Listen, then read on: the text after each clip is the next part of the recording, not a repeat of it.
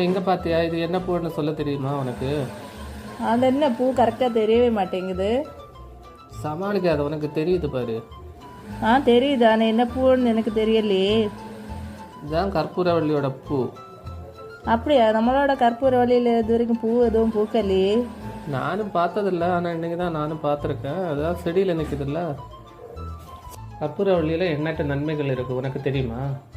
கொஞ்சம் கொஞ்சம் தெரியும். உங்களுக்கு தெரிஞ்சதை எனக்கு சொல்லிக் கொடுங்க.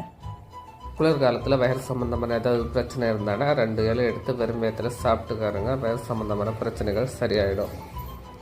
இதனுடைய இலையினை சாப்பிடுவதனால் செரிமானத்தை மேம்படுத்துகிறது. கற்பூரவள்ளி இலையின் சாறுடன் தேன் கலந்து சாப்பிட்டானா சளி இருமல் பிரச்சனையிலிருந்து விடுபடலாம். இதனுடைய இலை மிக சிறந்த மவுத் ஃப்ரெஷ்னராகவும் பயன்படுகிறது.